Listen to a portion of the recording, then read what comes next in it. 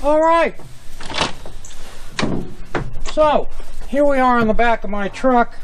This is my transfer tank, and we are going to start working on filling that barrel. But there's a couple things I want to do. This tank is completely full, and some of the fuel that's been in there is probably 6 to 8 months old. So we're going to do two things, well, maybe three things. Diesel does have a really good shelf life, but seriously, you don't want to push the limits. So the first thing that I did was I treated the entire diesel tank with Hot Shot Secret. So, and it's been bouncing around in there for a week or two, and it's thoroughly mixed up. Takes care of, well, look it up. This stuff is great. All right, and also for diesel fuel gelling, if you don't have winter diesel. We do have winter diesel in our area, but this was a mix of summer and winter diesel. So I treated it with this. The second thing we're going to do, Fill-Rite makes this. I have a filter on here already. And but what I'm going to do is I'm going to add this filter to it. And this filter, it removes water, so it separates the water from the fuel. Has a drain valve down here, so I'm going to do that for everything that gets pumped out of this. So I'm going to leave it here, and I'm going to put it in line right here. And then what we're going to do is we're going to transfer, and these pumps have a stem that goes down to the bottom of the tank, clear down here, so it always draws off the bottom. And so we're going to transfer about 10 or 15 gallons of this stuff, of the 80-gallon capacity, into the truck after I attach this. Then we should have no problem transferring what I need to transfer into the 55-gallon drum. So that's the agenda. So let's get with it. Alright, first things first, we're going to crack this loose real quick. There it is. I've already got it set.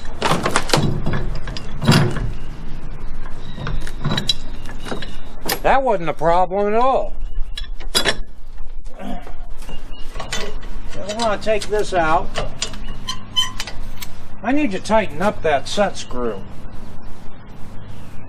If I remember right, they didn't actually all the way tighten up, and I intended to ask for another ring, and then I forgot.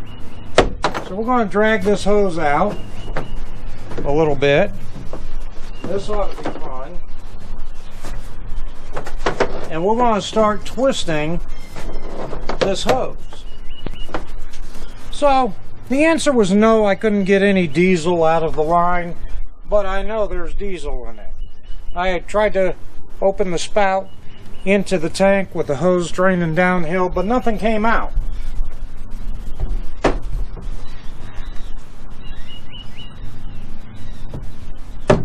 Get all the debris out of there. I'll set it right there.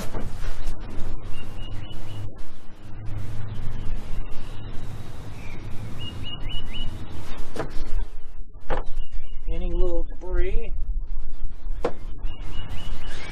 Get the 1 inch by 4 inch nipple.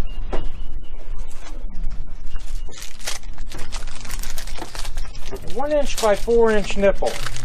I'm not going to put any tape around it because I don't intend to use it.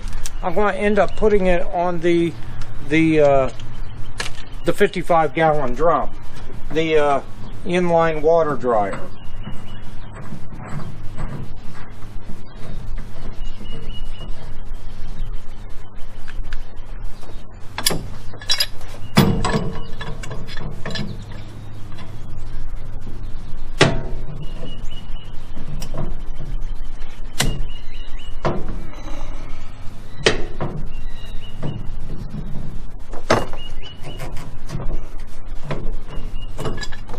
All right.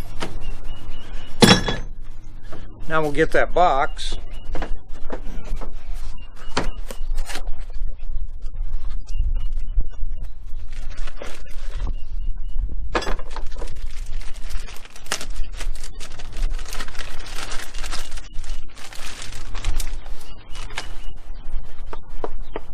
It is plastic, not glass.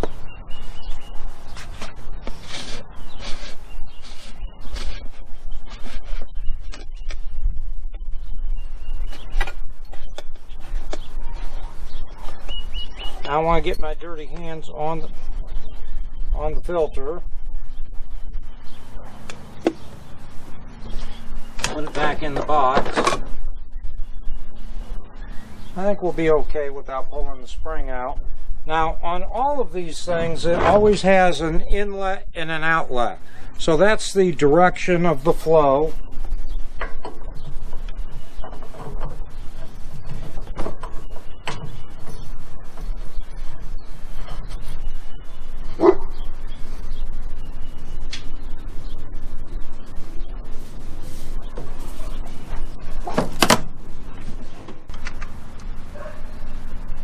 Okay, now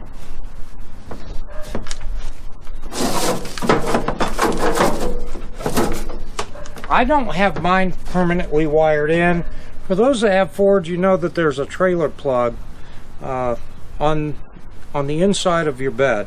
So I've got a pigtail, and I've got the pigtail going from the pump, and I got a molded in one. So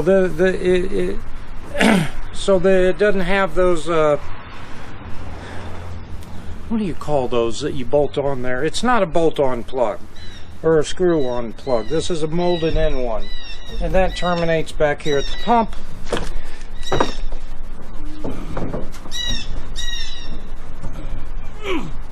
Plug it in.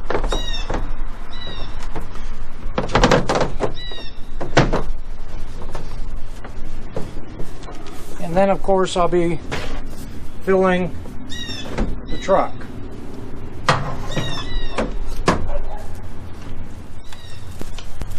We got me here. All right.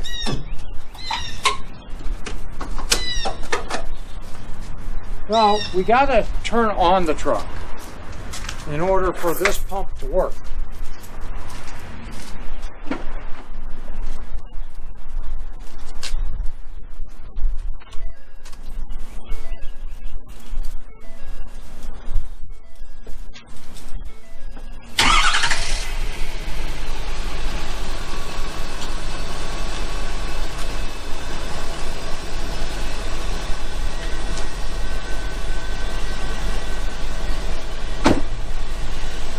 Then we flip it on.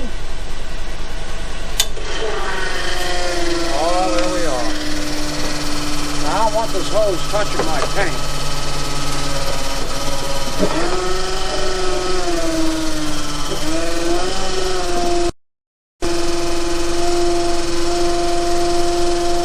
Oh! I thought I had that closed. I am making a huge mess. Buddy, I just made the biggest mess. Holy cow. That's the second time it's shut off. And why I have a feeling what's going on, why it's shutting itself off, is because I have two filters on it and it's creating additional stress on the pump, causing the pump to get warmer than it otherwise should, and it's shutting it off. So you can only run it for a little bit in this configuration without it turning itself off. So obviously, this is not an optimal solution. So, in the future, now I've always run it with just this one single. It's just that the fuel's been in there for a while, and I just want to make sure there's no water in it. It's not that I want to trade this filter out for this filter. I don't.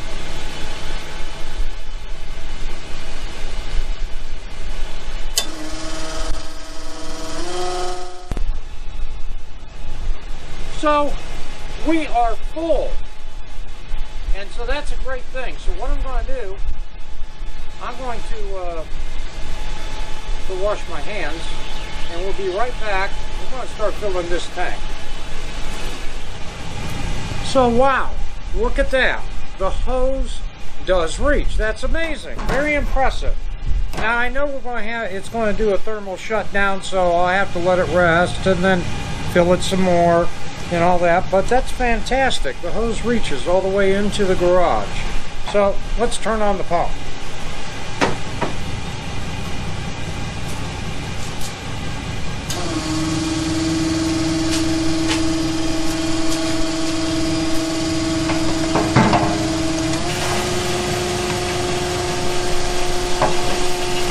And away it goes. This is going to take a while. I don't expect you to hang around all that time, but I'm thrilled to death that this thing is working good. So, we'll see you in a second.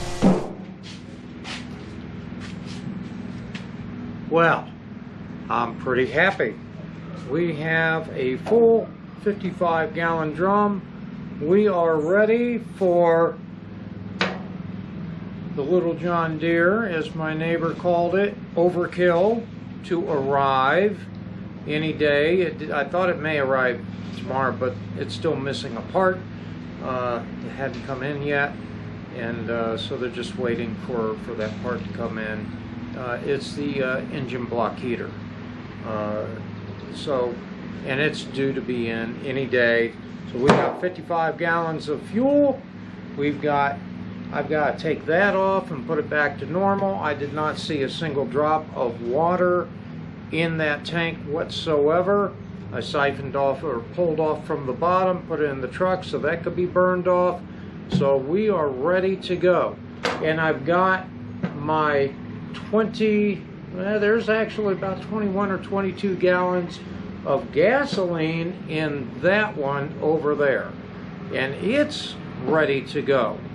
And so I'm pumped about that. So I got to take this apart, drain that out, put it away, and eventually that water separator will end up on this tank so I can hand crank out the fuel and fill the tractor, fill the truck, fill whatever I need to fill, have a little bit of diesel fuel in reserve, and then I got to fill up the 55-gallon drum in Kentucky.